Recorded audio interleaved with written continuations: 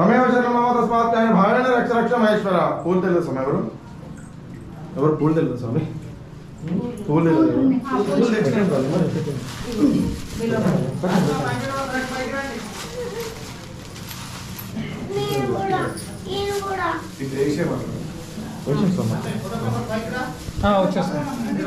అమ్మా అయిపోతుంది. మీదికి రండి అమ్మా తల్లి, అయితే మీదికి రండి. కొట్టి కొబ్బరికాయ తీసుకున్నాము, కొబ్బరికాయ తీసుకున్నామా, కొబ్బరికాయ తీసుకుని మీదికి రండి. ఇక్కడ శివలింగానికి బ్రహ్మసూత్రం అనేది ఉంటుంది. బ్రహ్మసూత్రం ఉన్న శివలింగానికి అర్చిస్తే గనక అనంతమైనటువంటి ఐశ్వర్యం కలుగుతుంది. చూడండి కనబడుతుంది శివలింగం మీద ఇట్లా నిలువుగా 2 గీతలు ఉంటాయి.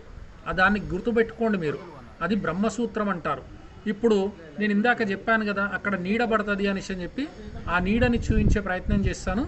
చూడండి ఇక్కడ ఎండ ప్రమేయం లేకుండా స్వామివారి పైన ఉదయం నుంచి సాయంకాలం వరకు 4 స్తంభాలు కలిపి ఒకే నీడ ఆకారం కనబడతా ఉంటుంది. అక్కడ షాడో మీరు చూసుకోవచ్చు. వీడియోని పాజ్ చేసి కూడా చూడండి. ఈ ఆలయ నిర్మాణానికి ఉన్న ప్రత్యేకత అది మాత్రమే. చూసుకోండి ఎంత అద్భుతంగా నీడ చక్కగా కనబడుతుందో. ఓం నమ శివాయ. ఇక్కడ నందీశ్వరుడు ఉండాలి. అక్కడ నంది మాత్రం చిన్నది ఒకటి పెట్టిరు, కానీ అక్కడ ఉండాల్సిన నంది అది కాదు. ఆ ఖండమైన నందులలో ఒకటి అనుకుంటున్నా. ఇక్కడ బ్రహ్మగారు ఉంటారు, ఆయనకి 4 తలలు ఉంటాయి. మనం అక్కడ నిల్చుంటే 4 నీడలు కనబడతాయి అక్కడ. కానీ ఇక్కడ మీకు చూపించలేకపోతున్నా, మళ్ళీ ఎప్పుడైనా చూపించే ప్రయత్నం చేస్తాను. చూసుకోవచ్చు మీరు ఇక్కడ. ఇప్పుడు సూర్యనారాయణ నుంచి ఆ యొక్క శివుని వైపు చూపిస్తున్నాను. చూసుకోండి, ఇదిగో సూర్యనారాయణ మందిర్ ఇది. ఇటు సూర్యుడు అటు శివుడు, మధ్యలో బ్రహ్మదేవుడు. ఇక్కడ సూర్యనారాయణ దగ్గర స్పెషల్ ఏంటంటే మనము ఎండకి ఆపోజిట్గా ఎండకి ఫేస్ టు ఫేస్ నిల్చున్నట్టయితే మన బ్యాక్ సైడ్ నీడ పడుతుంది. ఈ గుళ్ళో మన నీడ అనేది సూర్యుడు ఉన్న వైపే పడుతుంది అనమాట. అది ఈ గుళ్ళో ఉన్నటువంటి 3 ప్రత్యేకతలు. చూసుకోవచ్చు మీరు ఇక్కడ. కానీ అక్కడ కూడా సూర్యనారాయణ విగ్రహం లేదు. గుడి నిర్మాణం లోపల ఎక్కడ చూసినా కూడా అద్భుతాలే అండి. అద్భుతం లేనిది ఎక్కడా లేదు. 4 వైపులా 4 స్తంభాలు నీడ ఒకటై అక్కడ పడుతూ ఉంటుంది. ఎటువైపు చూసినా ఒకేలాగుంటుంది. చూసుకోవచ్చు మీరు ఇక్కడ. ఇదిగో ఇక్కడ ఆలయ వివరాల్లోకి వెళ్ళినట్టయితే 10వ శతాబ్దంలో పానగల్లుని రాజధానిగా చేసుకొని, అంటే ఇప్పుడున్న నల్గొండ, ఖమ్మం, మహబూబ్ నగర్ జిల్లాలను కలుపుకొని పానగల్లు రాజధానిగా ఉండేది. ఎప్పుడు 10వ శతాబ్దంలో. ఆ పాలగల్లును రాజధానిగా చేసుకొని పరిపాలిస్తున్న కొందరు చోళులు పరమేశ్వరుని ఆలయాన్ని నిర్మాణంలో భాగంగా ఈ యొక్క ఆలయాన్ని కూడా నిర్మించారని ఒక ప్రతీతి అన్నమాట. ఎందుకంటే వాళ్ళందరూ కూడా శివ మందిరాలు ఎక్కువగా నిర్మించేవారు. ఈ ఆలయం కూడా 10వ శతాబ్దం నాటి చోళులు నిర్మించిన దాంట్లో ఒకటి కావడం విశేషం అన్నమాట. మరి ఈ ఆలయంలో అన్నీ కూడా అద్భుతాలే. చూసుకోండి, ఆలయం బయట నుంచి చూపిస్తున్నాను మీకు. వెనకాల ఇగో రైట్ సైడ్ కనపడుతున్నటువంటి ప్రాంతం అంతా కూడా ఆలయ ప్రాంగణం. ఇది అక్కడ ఒక విగ్రహము శివుడు ఉంటాడు, ఆ కార్నర్లో నాగరాజు ఉంటారు. మళ్ళొకసారి చెప్తున్నాను క్లియర్గా చూడండి. ఇది వచ్చేసి స్వామివారి సోమేశ్వర స్వామి లింగం వెలిసినటువంటి గర్భగుడి. ఇక్కడ అటు పక్కన నాగరాజస్వామి ఉంటాడు ఆ కార్నర్లో. ఆ పక్కన తిరగగానే ఈ మందిరంలో ఏదైతే 2వ గోపురం ఉందో అక్కడ బ్రహ్మదేవుడు ఉంటాడు, చతుర్ముఖ బ్రహ్మగారు ఉంటారు. అక్కడ 4 నీడలు పడతాయి. మనం నిల్చుంటే 4 నీడలు పడతాయి. అది విశేషం. ఆ శివుడి దగ్గర 4 స్తంభాలు కలిపి ఒక నీడ పడుతుంది. తర్వాత ఇటువైపు వచ్చినట్టయితే ఈ కార్నర్ ఖాళీగా ఉంది. ఆ కార్నర్ పక్కన అంటే శివుడికి ఆపోజిట్లో ఆ ఎదురుగా ఉన్నటువంటి ద్వారం ఏదైతే ఉందో అందులో సూర్యనారాయణ భగవానుడు ఉంటాడు. ఆ సూర్యనారాయణ స్వామి భగవాను దగ్గర నిల్చున్నట్టయితే ఎండ ఎటు ఉంటుందో మన నీడ కూడా అటే పడుతుంది అనమాట. కాకపోతే అవి చూపించలేకపోయినా మీకు. సోమవారము, శ్రావణ సోమవారం, ఫస్ట్ సోమవారము భక్తులు ఉన్నారు, ఇప్పుడు కుదరదండి అన్నారు. అంతటితో మనం ఊరుకున్నాము. చూసుకోండి, ఇక్కడ 3 గుళ్ళు ఉన్నాయి. 3 గుళ్ళలో 3 మూర్తులు ఉన్నారు. ఇక్కడ దక్షిణం నుంచి మనం ఎంటర్ అవుతాము. చూసుకోవచ్చు, ఇదంతా కూడా మనం ఎంట్రన్స్ వచ్చినటువంటి పడమర ద్వారం. ఇది అలా చక్కగా వెళ్ళినట్టయితే ఫస్ట్ సూర్యనారాయణ భగవానుడు, ఆపోజిట్లో శివుడు, మధ్యలో బ్రహ్మదేవుడు. మనం ఈ దక్షిణ ద్వారం నుంచి వెళ్తూ ఉంటాం. చూసుకోండి ఎంత పెద్ద భవన నిర్మాణం అంటే ఇది. మందిర నిర్మాణము ఎవ్వరికీ అంతు చిక్కని రహస్యాలు ఉన్నాయి ఇక్కడ. ఎండ అసలే పడదు, నీడెక్కడి నుంచి వస్తుంది. వెలుతురు ఉన్నంత వరకు ఆ నీడ పర్మనెంట్గా అట్లాగే ఉంటుంది. ఉదయం నుంచి సాయంకాలం వరకు సూర్యాస్తమయంతో అది వెళ్ళిపోతుంది. ఎండతో సంబంధం లేకుండా ఆ యొక్క నీడ అనేది పడుతూ ఉంటుంది. చూసుకోవచ్చు మీరు. ఇది పడమర ద్వారం, ఇది తూర్పు ద్వారం, ఇటు నుంచి లోపలికి వెళ్ళేది. కానీ ఇప్పుడు కాలక్రమేణా మూసేసిండ్రు, రోడ్డు హైట్లు వేసింది. అక్కడ ఉపాలయాలన్నీ కూడా ఖాళీగా ఉన్నాయండి, ఒక్క విగ్రహం కూడా లేదు. దేవాలయం వెనుక నుంచి మీకు చూపిస్తున్నాను, చూసుకోండి. హలో అండి, నేనైతే ఇక్కడికి ఇది ఛాయా సోమేశ్వర స్వామి దేవాలయానికి అయితే రావడం జరిగింది. ఇదంతా కూడా బయట నుంచి రథోత్సవం చేసినప్పుడు తీసుకెళ్లే దారి అన్నమాట. ఇదంతా కూడా చూసుకోవచ్చు మీరు. ఇక్కడ ఇటువైపు మనం అటు నుంచి వచ్చాం, ఇప్పుడు ఇటువైపుకి వెళ్తున్నాం. చూసుకోండి, ఇదంతా కూడా స్వామివారి రథోత్సవం ఊరేగింపు అప్పుడు ఇట తిప్పుతారేమో మరి తెలియదు. ఇక్కడ ఒక రోడ్ ఉంది, లోపల ప్రదక్షిణ చేయడానికి ఉంది. ఇదంతా బయట సైడ్ నుంచి మీకు వెనక వైపు పడమర వైపు నుంచి చూపిస్తున్నాను, చూడండి. ఇదంతా కూడా ఇది పడమర, ముందుకి తూర్పు నుంచి పడమర నుంచి మనం ఇలా వెళ్తున్నాం. చూసుకోవచ్చు ఇక్కడ అంతా కూడా కాంపౌండ్ వాళ్ళైతే పెద్ద పెద్ద బండ పలకలతో అయితే కట్టున్నాయి, క్లియర్గా కనబడుతుంటాయి మనకి ఇక్కడ. అవి ఇదిగో చూసుకోండి.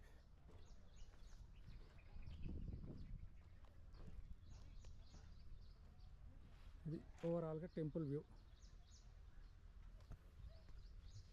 ఇది చూసారుగా, అటు నుంచి వచ్చాం మనం, ఇటు వెళ్తున్నాము. ఇటంతా కూడా పంట పొలాలు ఉన్నాయి పచ్చగా. ఇటువైపు గుడి, లోపల మళ్ళీ కాంపౌండ్ వాళ్ళు తిరగడానికి, ఇటువైపు పంట పొలాలు. చాలా పెద్దగా ఉంది ఇక్కడ, చూసుకోండి. మైదాక్ చెట్టు,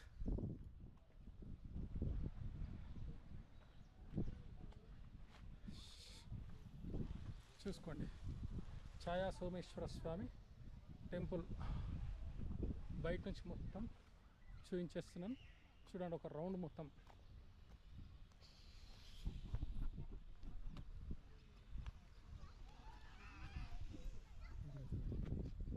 వచ్చింది ఇట్లా. మొత్తానికైతే ఓవరాల్గా సోమేశ్వర స్వామి దేవాలయాన్ని కోనేరుతో సహా ఎక్కడా కూడా విడిచిపెట్టకుండా మీకైతే చూపించడం జరిగింది. మరి ఈ యొక్క టెంపుల్ వ్యూ ఏ విధంగా ఉంది చూసి కామెంట్ చేయండి. ఇలాంటి వీడియోలు ఇంకా నా నుండి రావాలని మీరు కోరుకుంటే మన ఛానల్ని సబ్స్క్రైబ్ చేసుకోండి, లైక్ చేయండి, షేర్ చేయండి. చేస్తారని నేనైతే 100% నమ్ముతున్నాను. అయితే సూర్యాపేట గ్రామానికి చెందిన మనోహర్ గౌడ్ అనే ఈ యొక్క నీడ ఎక్కడి నుంచి పడుతుంది, ఏ విధంగా పడుతుంది అనే దాని గురించి దాన్ని పరిశోధించి కనిపెట్టాడంట. దాని గురించి ఏమైనా తెలిస్తే మీరు కామెంట్ చేయండి. ఇదిగో కోనేరులో చేపలన్నీ కూడా ఒడ్డుకొస్తున్నాయి, చూడండి, కనబడతా ఉన్నాయి. వాటికి భయం లేకుండా మనుషులతో సహా అవి కూడా జీవనాన్ని కొనసాగిస్తున్నాయి. ఎందుకంటే వచ్చిన వాళ్ళు పేలలో బియ్యం ఏవో వేస్తుంటారుగా, అక్కడ అలా వస్తున్నాయి. అవి కూడా చూసుకోండి, క్లియర్గా కనబడుతున్నాయి. చేపలు అయితే పెద్ద పెద్దగా ఉన్నాయి, చిన్న చిన్నవి ఉన్నాయి, లిటిల్ బిట్స్. సో మొత్తానికైతే ఇదండి వీడియో. మీకు నచ్చిందని అనుకుంటున్నాను. మరొక్కసారి జలపాతమైన కోనేరైన ఈ అందాలు చూడడానికి మనకు కన్నులు సరిపోవు, ఎంత చూసినా తనివి తీరదు. గుడి బయట ప్రాంతాన్ని మొత్తం కూడా లాంగ్ వ్యూలో చూపిస్తున్నాను, చూసి తరించండి. స్వామివారి అనుగ్రహం మీ పైన ఎలవెలలా ఉండాలని నేను కూడా మనస్ఫూర్తిగా కోరుకుంటున్నాను. అట్లాగే ఈ పచ్చని పంట పొలాలు ఎంత అద్భుతంగా ఉన్నాయి. ఒక్కసారి ఆహ్లాదకరమైనటువంటి వాతావరణాన్ని ఆనందించి ఇక చిన్నగా బయటికి బయలుదేరదాం. రాగానే ఇక్కడ సేద తీరడానికి షెడ్ అయితే ఉంది, చూసుకోవచ్చు, కనబడుతుంది. దర్శనం చేసుకుని బయటికి రాగానే ఇట్లా షెడ్ అయితే ఉంటుంది. జ్యోతిర్లింగం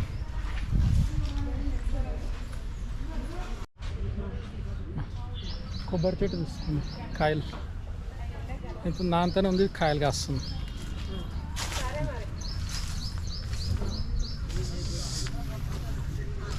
ఈ వీడియో మీ అందరికీ నచ్చిందని అనుకుంటున్నాను. మరొక వీడియోతో మీ ముందుంటాను. ఇప్పుడు వచ్చే వీడియో ఏంటో మీరు గెస్ చేసినట్టయితే కామెంట్లో పెట్టండి.